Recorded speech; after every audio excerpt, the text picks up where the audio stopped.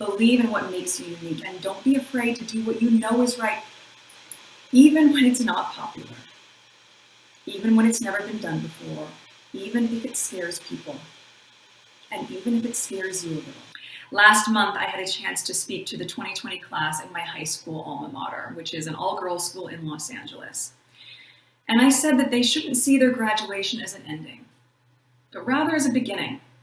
The beginning of a journey where they can now harness their work, their values, and the skills, all the skills that they've learned, to rebuild the world around them. Now, many of you have already spent years embodying and, yes, even enacting the change you'd like to see in the world. Yet the opportunity that lies ahead for you is the same one that those graduates and millions of young women around the world have as well. I want to share something with you. It's that those in the halls and corridors and places of power, from lawmakers to world leaders to executives, all of those people, they depend on you more than you will ever depend on them. And here's the thing. They know this. They know that all of you at a younger age than any modern comparison are setting the tone for an equitable humanity, not figuratively, literally. This is a humanity that desperately needs you to push it, to push us forcefully in a more inclusive, more just, and more empathetic direction, and to not only frame the debate, but to be in charge of the debate. On racial justice, on gender, climate change, mental health and well-being, on civic engagement, on public service, on so much more. That's the work that you are already out there doing. Girls Up members are organizing Black Lives Matter protests around the world. You're creating films. You're creating films to encourage your peers to become activist leaders. You are reforming the criminal justice system. You are telling your school boards, we need more mental health resources for all ages. You're leading coalitions to end gun violence. You are standing up and demanding to be heard, yes, but you are also demanding to own the conversation. Another thing about those lawmakers and leaders and executives I mentioned earlier. Now, many of them, better or worse, they don't listen until they have to. Because the status quo is easy to excuse and it's hard to break. But it will pull tightest right before snapping. Women have always historically gotten a lot of, well, that isn't how it's done, or yeah, that's an idea, but you know what, we're going to do this instead. But when do we hear that as women? We hear that in the moments that we challenge the norms.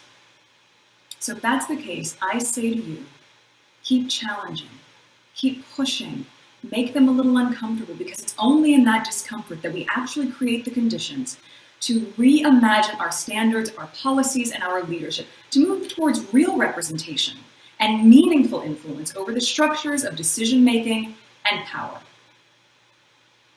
Despite what some might say, this reimagining, it's not a zero-sum game where one side wins and one side loses. Not at all. It is mutually beneficial and better for everyone.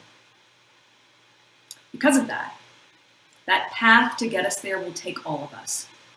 It will take girls and women. It will take men and boys.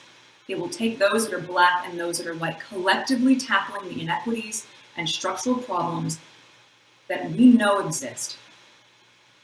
I believe we are on the precipice of transformation. We can accelerate the pace of change, and you know what? We don't have to be satisfied with the current speed of progress. What's more, I think that it's really important to acknowledge the paradox of how this progress is both aided and impaired by our digital space.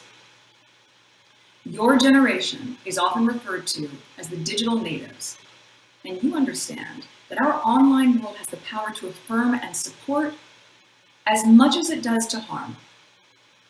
But we're not meant to be breaking each other down. We are meant to be building each other up. So use your voices, both on and offline, to do just that. Build each other up, support each other. There will always be negative voices.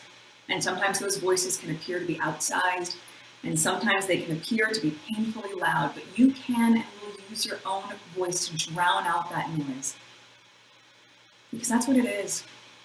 It is just noise.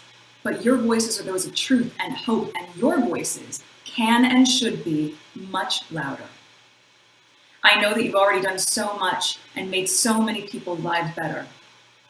The moment we're living through right now asks all of us to do more. It's a moment where your voices and your action have never been more urgently needed. And we can take inspiration from women like Prime Minister Jacinda Ardern, who brought New Zealand together to swiftly and boldly tackle COVID-19. Or there's Maya Moore, the WNBA star who sat out from professional basketball since 2019 to free a man who served 20 years in prison for a crime he did not commit. And those are just two examples. As you well know, there are so many others. Believing in true equality is not enough. It's going to take more than belief. We have to work for it every day, even when it's hard, even when it makes others feel uneasy. We have to speak up for ourselves, and we have to speak out for others who struggle to be heard. Like them, I know all of you will use your voices courageously. And I also know that all of you will use your voices compassionately. Now, compassion doesn't mean we shouldn't feel anger or outrage when we see blatant injustice all around us. I mean, of course we should. But I challenge you to broaden that feeling. The Dalai Lama famously said, "Compassion is the radicalism of our time." Compassion means seeing the pain and suffering of others and knowing that it's our duty to try to help relieve it. Continue to believe in yourselves. Believe in what makes you unique, and don't be afraid to do what you know is right, even when it's not popular, even when it's never been done before, even if it scares people, and even if it scares you a little.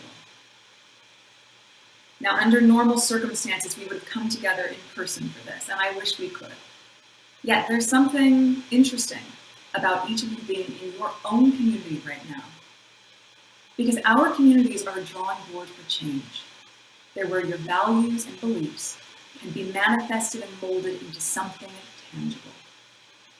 Look, sometimes it's not obvious what to do. And often it's fear that paralyzes us and stops us from being brave and being bold. But don't underestimate that you have some of those answers within. Don't underestimate your ability to push through the fear. You have, rooted in your convictions, the ability to craft a world that you know is just and kind. And your gut will tell you what's right and what's wrong, what's fair and what's unfair. The hardest part, and it was the hardest part for me, is to chase your convictions with action. You look at the breadth of the issues we're facing right now, it is easy to get overwhelmed. I understand.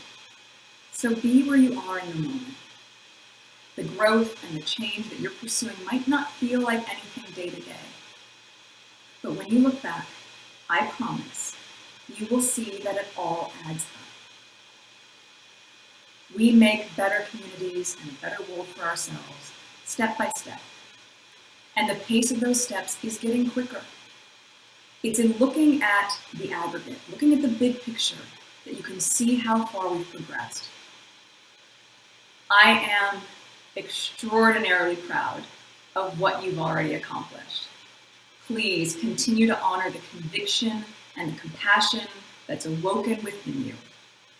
I will be cheering you on, so will my husband, so will Archie, as you all continue marching, advocating, and leading the way forward.